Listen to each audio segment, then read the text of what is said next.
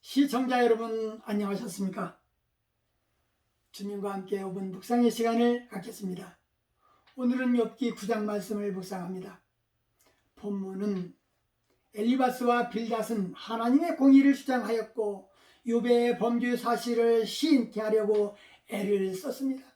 하지만 욥 자신이 까닭 모를 징벌을 당하였고 고통받고 있으며 하나님의 주권 하에서는 악인뿐만 아니라 온전한 자도 고난을 당할 수 있다는 것을 실감하고 있다고 반박합니다. 욥은 억울하게 고통당하고 있다고 생각한 욥은 하나님과 자신 사이에서 공정하게 일을 처리해 줄 중재자를 소리쳐 요구합니다. 그러나 욥은 중재자를 찾지 못했습니다. 그래서 더욱 깊은 절망 속으로 빠져들었습니다. 하지만 오늘날 우리는 예수 그리스도가 하나님과 우리 사이의 중재자 되심을 알고 있으니 복되도다 할 것입니다. 중재자에 대한 욥의 간절한 소망은 오늘날 우리에게 복된 현실이 되었습니다. 욥은 인생이 어찌 하나님 앞에서 의롭겠는가?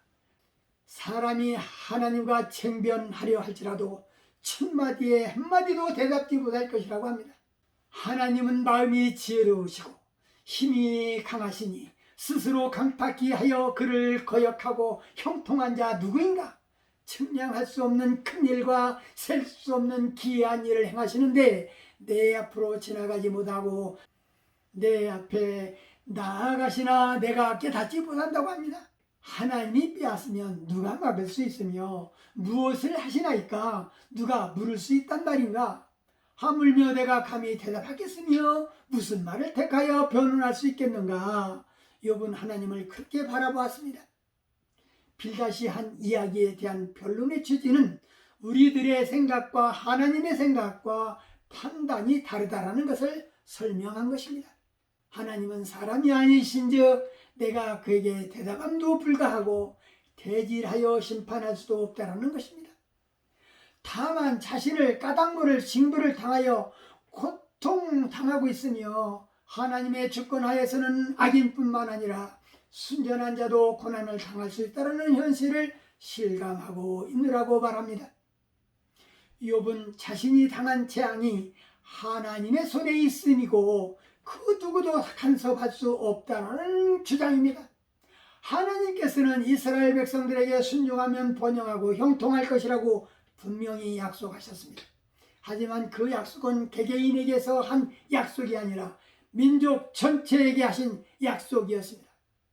그렇다면 각 개인은 어떠한가 생각할 때에 하나님께 순종하면 성공을 보장받을 수 있는가?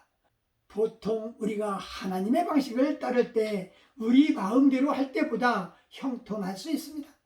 하지만 그것은 절대 법칙이 아닙니다. 때때로 하나님 말씀 따라 올바르게 살아가는 사람에게도 고통과 재난이 찾아올 수 있는 것입니다. 사실 어찌 보면 올바르게 살려고 하기 때문에 고통을 겪게 되는 때도 있습니다. 그래서 이 세상에는 믿는 자들이 고통당하고 악인이 살뛰는 경우가 종종 발생합니다. 이럴 때 기억할 것이 있습니다. 하나님의 정의는 이번 생에서는 완성되는 것이 아니라 최후 심판의 때가 모든 것이 공정하게 처리된다는 사실입니다. 이런 의미에서 하나님께 순종하는 자는 결코 승리를 보장받는다고 말할 수 있습니다. 오늘 말씀을 묵상하면서 욥은 자신이 마치 하나님의 태만이나 변덕스러움에서 기인한 것처럼 말합니다. 그는 인간의 모든 도덕적 지식의 근원이 되시는 주를 의람되게 비난하는 죄를 범하고 있습니다. 이 때문에 그는 후에 엘리후와 하나님에게서 책망을 받았습니다. 또한 그는 인간들 사이에 있는 불의함까지도 하나님의 탓으로 돌리고 있습니다. 이것은 하나님의 거룩하심에 대한 오해한 것입니다. 표면적으로는 순전한 자나 악한 자가 모두 멸망하는 것과 무죄한 자가 고난받는 것이 불공평하게 보일 수 있으나 이러한 모든 일에는 하나님의 공의가 굽힘없이 궁극적으로 실현되고 있음을 믿어야 합니다. 욥기 37장 23절에 천능자를 우리가 측량할 수 없나니 그는 권능이 지극히 크사 심판이나 무한한 공의를 굽히지 아니하심이라고 하셨습니다. 성도들에게는 하나님의 하나님 되심을 인정하는 태도가 늘 있어야 하는 것입니다. 형통한 자가 누구냐고 본문은 말합니다. 복 있는 자입니다. 하나님을 경외해야 하는 자입니다. 감사가 있는 자입니다. 형통한 삶은 누구나 원합니다.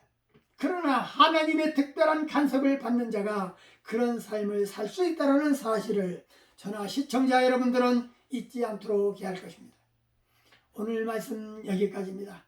시청해 주셔서 대단히 감사합니다. 내일 다시 뵙겠습니다. 안녕히 계십시오.